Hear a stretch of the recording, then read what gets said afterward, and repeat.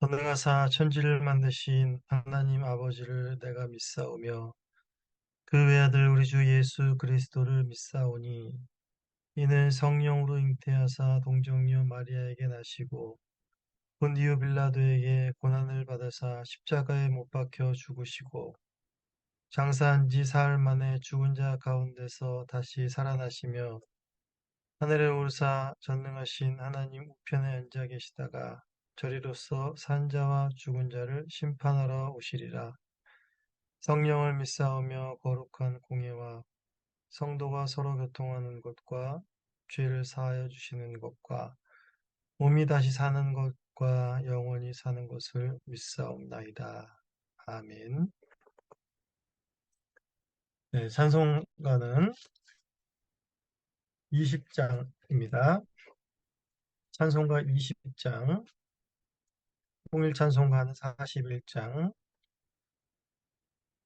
큰 영광 중에 계신 주를 찬송하시겠습니다. 찬송가 20장 1절과 3절을 찬송하시겠습니다. 20장입니다. 큰 영광 중에 계신 주, 나 찬송합니다.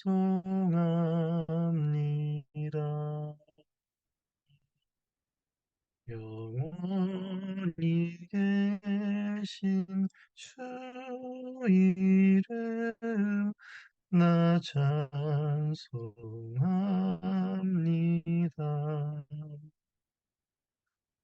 온 천지 창조하시던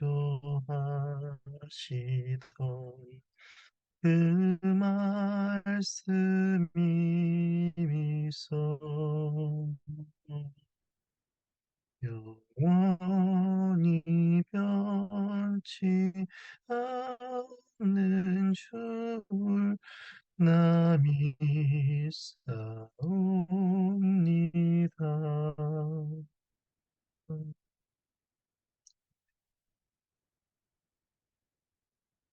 하나님 말씀 보시겠습니다. 하나님 말씀은 25장, 욥기 25장 1절에서 26장 14절까지의 말씀입니다. 욥기 25장 1절에서 26장 14절까지의 말씀을 제가 봉독하겠습니다. 수아 사람 빌닷이 대답하여 이르되 하나님은 주권과 위엄을 가지셨고 높은 곳에서 화평을 베푸시느니라. 그의 군대를 어찌 계수할 수 있으랴. 그가 비추는 광명을 받지 않은 자가 누구냐. 그런즉 하나님 앞에서 사람이 어찌 의롭다 하며 여자에게서 난 자가 어찌 깨끗하다 하랴. 보랴, 그의 눈에는 달이라도 빛을 발하지 못하고 별도 빛나지 못하거든. 하물며 구더기 같은 사람, 벌레 같은 인생이랴. 욥이 대답하여 이르되 내가 힘없는 자를 참 잘도 도와주는구나.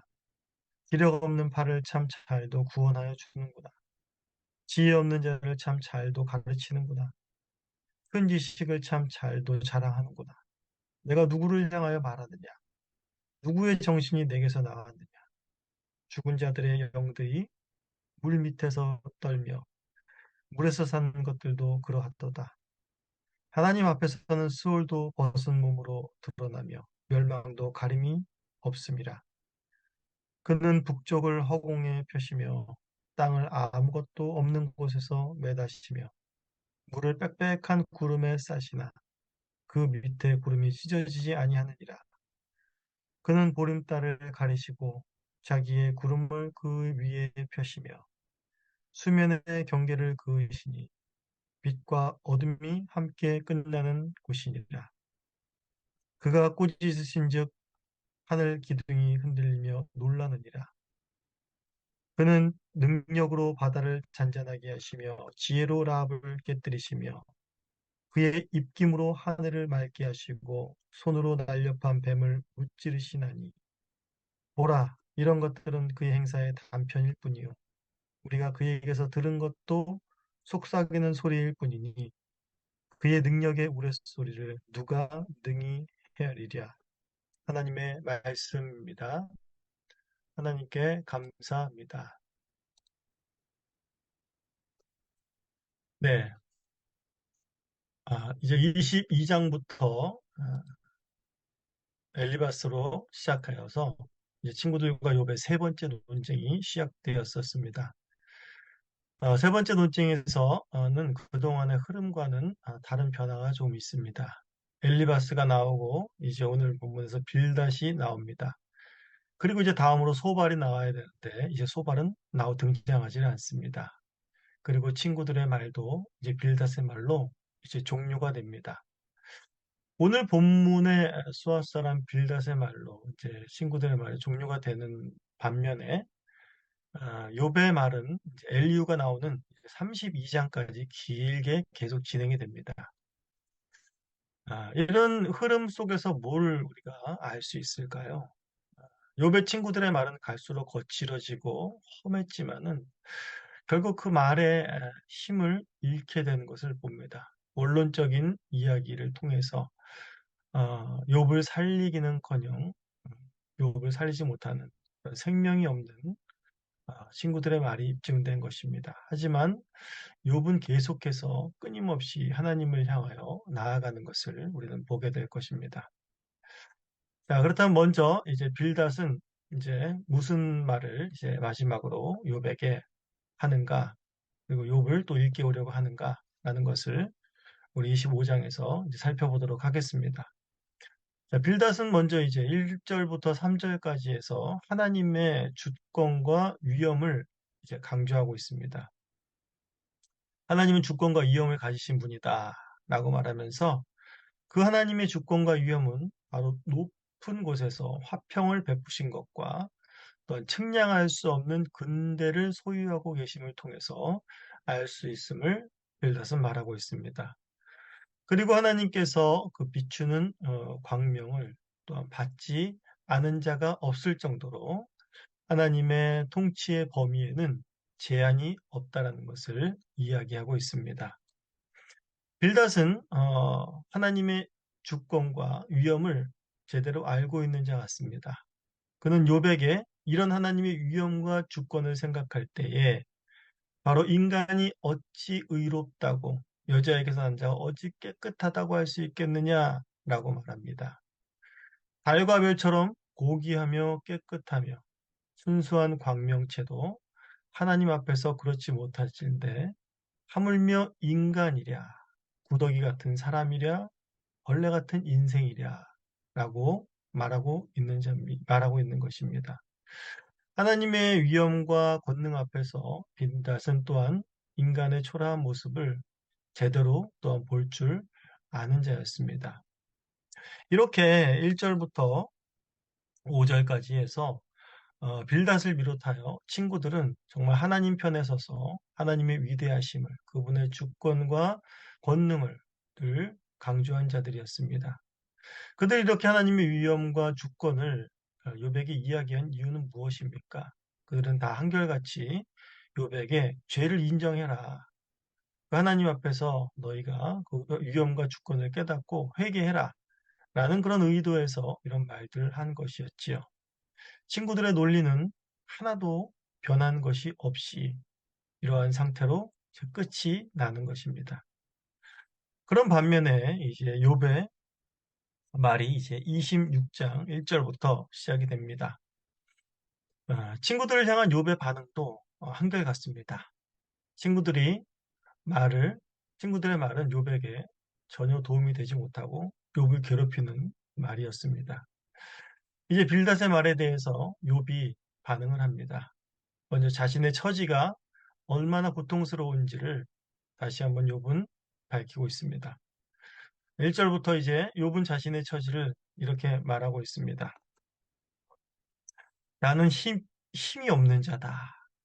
나는 기력이 없는 자다. 나는 지혜가 없는 자다. 라고 말을 하면서 자신이 얼마나 고통 가운데 있는지를 피력하고 있습니다. 힘없고 기력이 없으며 또한 지혜가 없는 나에게 친구들은 어떻게 했다고 말합니까? 너희가 날 참 잘 도와줬구나. 너희가 날 구원하여 주는구나. 나를 참 잘도 너희가 그 큰 지식으로 가르쳤구나. 라고 이야기를 하고 있습니다. 이것은 욥이 지금 친구들을 향하여서 조소를 하고 있는 것이지요. 비아냥거리며 말을 하고 있는 것이지요. 욥에게 친구들은 아무런 도움도 되지 못하고 너희들의 그저 지식만을 자랑하는 그런 자들이 되는구나 라고 말을 하는 것입니다. 그러면서 욥은 4절에서 너희들의 그 주장과 논리가 지혜가 과연 하나님께로부터 온 것이라고 생각하느냐 라고 하면서 친구들에게 도리어 반문을 하고 있는 것입니다. 욥은 지금 1절에서 26장 1절에서 4절까지 해서 친구들을 조소하는 그런 말들을 하고 있습니다.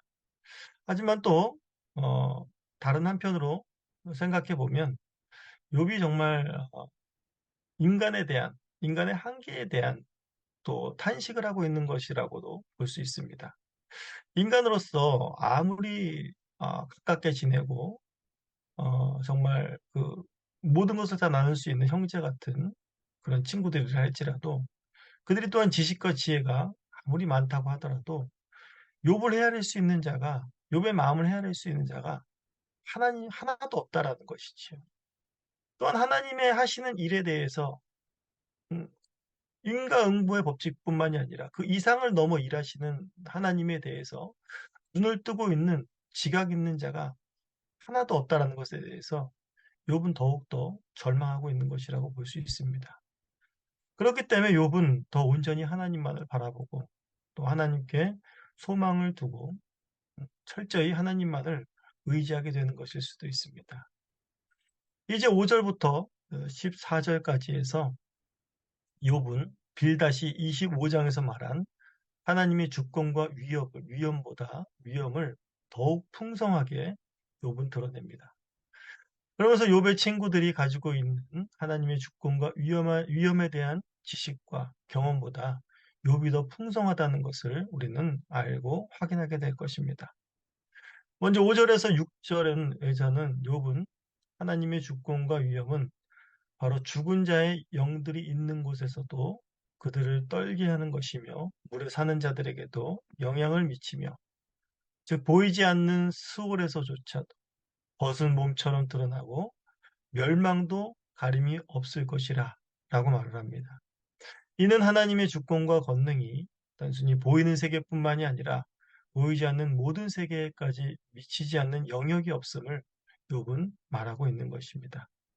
그리고 이제 7절에서 10절에서는 욥은 하나님의 권능과 위엄이 이제 창조의 질서를 통해 나타나고 있음을 표현하며 말해주고 있습니다. 7절에서 북쪽을 허공에 펴셨다라는 말은 이제 개혁 한글판을 보시면 이제 북편 하늘을 허공에 펴셨다라고 되어 있습니다. 즉 북편 하늘이라는 것은 가장 높은 하늘의 영역을 또한 가리키는 말입니다. 그리고 또한 땅덩어리는 허공에 달아놓으신다고 하면서 마치 우주에 떠 있는 이런 지구를 또한 연상케 합니다. 그리고 8절에서 구름이 물을 잔뜩 머금게 하셨다라고 하면서 그것이 그 구름이 터지지 않고 그것이 아무 때나 비를 내리지 않게 하는 그런 하나님의 또한 주권과 위엄을 보이는 표현들을 하고 있습니다. 그리고 9절에서는 다시 구름으로 하나님의 보좌를 가리우신다라고 하면서 하나님의 보좌는 그 누구도 함부로 범접할 수 없는 위엄이 있는 곳임을 이야기해주고 있습니다. 그리고 이제 10절에서는 하나님께서 수면의 경계를 그으신 것, 즉 수평선을 생각하게 하시면서 그리고 거기서 빛과 어둠이 함께 끝나는 그런 둥근 끝난다라고 말을 하면서 둥근 지구를 생각했을 때에 바로 이제 수평선에서 해가 뜨고 지는 그러한 모습을 연상케 합니다. 이렇게 7절부터 10절을 바라보면서 욥은 만물을 바라보며 하나님의 창조에 대한 깊은 이해가 있었음을 확인하게 됩니다. 마치 7절에서 10절은 이제 창세기 1장에 있는 창조의 기사들을 또한 떠올리게 하는 그런 말들을 이제 욥이 하고 있는 것을 보게 됩니다. 욥은 단순히 이렇게 창조의 지식에 머물러 있는 것뿐만이 아니라 바로 하나님의 창조의 능력, 그리고 그 창조의 질서를 유지하시는 하나님의 주권과 위엄에 욥은 늘 놀라고 경탄했음을 알 수가 있습니다. 계속 이어서 이제 11절에서 14절에서는 하나님께서 꾸짖기만 하셔도 하늘의 기둥들이 흔들리며 또한 바다의 라합, 즉 바다를 장악하고 있는 것 같은 그런 강력한 괴물, 또 바다뿐만이 아니라 하늘의 날렵한 뱀, 즉 하늘의 강력한 어떠한 세력이라도 바로 하나님께서 깨뜨리시고 능히 무너뜨리실 수 있다라는 것을 말씀하십니다. 즉 하늘과 땅 그 어디에도 하나님을 대적할 만한 것이 하나님의 권능 앞에 나설 만한 것이 없다라는 것을 이야기해 주는 것이지요. 그리고 마지막에 14절에서 욥은 자신이 아는 하나님의 이런 위엄과 권능은 단편적일 뿐이다 라고 말하고 있습니다. 즉 빙산의 일각이다 라고 고백하고 있는 것이죠. 욥과 친구들이 아는 것 또한 들은 것이라고는 아주 속삭이는 소리, 아주 미미할 뿐이라 라고 말하고 있는 것입니다. 사실 욥과 친구들이 아는 하나님의 창조의 능력과 위엄, 그의 권능은 사실상 엄청난 것을 아는 것이지요. 그러나 다른 한편으로는 이것이 너무나 미약하다는 것입니다. 왜 그렇습니까? 바로 하나님은 그만큼 측량할 수 없는 분이시기 때문에 그렇습니다. 그러면서 이제 마지막에 욥이 말하고자 하는 그러한 이제 핵심적인 말이 14절에 마지막 하반절에 등장합니다. 그의 큰 능력의 우레소리를 누가 능히 헤아릴 수 있겠느냐라고 욥은 고백하고 있습니다. 욥은 지금 우리가 아는 것보다 더 큰 일을 행하시는 하나님을 누가 헤아릴 수 있겠느냐라고 말하고 있는 것입니다. 욥은 자신이 당하는 일을 하나님의 큰 우레소리의 능력으로 어쩜 비유하고 있는 것인지도 모릅니다. 이처럼 욥은 우리 친구들에게 우리가 알고 있는 하나님에 대한 단편적인 지식으로 너희가 나의 고통을 설명하려 들지 말아라. 나는 하나님의 큰 우레소리가 내게 임함으로 큰 혼돈과 고통 속에 있다. 지금 그 터널을 힘겹게 지나가고 있다. 라고 말하고 있는 것이죠. 빌닷과 친구들도 욥도 동일하게 하나님의 주권과 위엄을 말하지만 욥은 하나님의 위엄과 권능 앞에 늘 서 있던 자였고 친구들보다도 하나님의 주권을 철저히 인정한 사람이었음을 우리는 그동안 욥을 통해서 알 수가 있습니다. 욥은 지식적인 부분뿐만이 아니라 삶의 고통 속에서 그것을 입증해 내 가고 있습니다. 욥기 1장과 2장에 보시면 자신이 가장 아끼는 울타리인 자식들이 죽었을 때에도 욥은 주신이도 여호와시요 거두신이도 여호와시니 여호와의 이름이 찬송을 받으실지라 라고 고백한 사람입니다. 또 2장에서 사탄이 몸을 쳤을 때에도 아내가 하나님을 욕하고 죽으라고 한 때에도 우리가 하나님께 복을 받았은즉 화도 받지 않겠느냐라고 말하면서 철저하게 하나님의 주권을 인정했던 사람입니다. 그러한 고통 가운데서 이런 말이 쉽게 나올 수 있겠습니까? 그럴 수 없습니다. 그의 인생 전체에서 그가 하나님을 어떤 분으로 인식하고 경험한지를 알게 됩니다. 욥처럼 하나님의 주권을 인정하고 그의 위엄 앞에 경외심을 가진 사람이 없었던 것이지요. 사람은 의례 위험이 닥치게 되면, 고통이 오게 되면, 어려움이 오게 되면 대번 본성이 드러나게 됩니다. 우리는 광야에서의 이스라엘 백성들의 불평을 생각해 보시면 쉽게 알 수 있습니다. 하나님께서 애굽에서 탈출시키고 바다를 가르시고 또한 시내산에 강림하신 하나님의 권능과 위엄을 경험하였음에도 불구하고 이스라엘 백성들은 조금만 고통이 찾아오면 대번에 하나님을 향해서 원망하는 것이 바로 인간이고 하나님의 백성이었다라는 것을 우리는 알고 있습니다. 그에 비하면 욥은 어떻습니까? 하나님 앞에 과연 의인이라 할 만한 차원의 다른, 격이 다른 신앙의 모습을 보이고 있는 것입니다. 사탄의 말처럼 하나님을 욕하고 원망하지 않았습니다. 하지만 욥은 여전히 하나님이 자신에게 하시는 일을 도저히 알 수 없는 답답함과 고통 속에 머물러 있습니다. 우리는 이스라엘 백성들을 생각해 볼 때에 밥 먹듯이 하나님을 배반하며 벌레 같은 이스라엘도 끝까지 구원의 길로 인도하심을 볼 때 욥의 인생을 하나님께서 그냥 두시겠습니까? 욥이 고통 속에서 다시 회복될 유일한 길은 그의 인내나 그의 지조 또는 그의 깨달음에 있지 않습니다. 바로 고통 가운데에서도 끝까지 그를 인도하시어 회복의 자리까지 인도하실 하나님의 바로 그 주권과 바로 위험 가운데 있다라는 사실입니다. 우리 인생 역시 그리스도가 아니었으면 결국 의지하던 모든 울타리가 다 제거되고 고독이 같은 벌레 같은 인생을 살다가 죽을 수밖에 없었던 인생임을 우린 기억해야겠습니다. 그러한 인생 가운데 친히 찾아오셔서 구원을 선물해 주신 분이 바로 우리 주 예수 그리스도십니다. 이것은 바로 하나님의 철저한 주권 가운데 이루어진 놀라운 역사이고 또한 그 역사에 큰 혜택을 받은 자들이 큰 은혜를 받은 자들이 바로 우리들이라는 사실을 잊지 말아야겠습니다.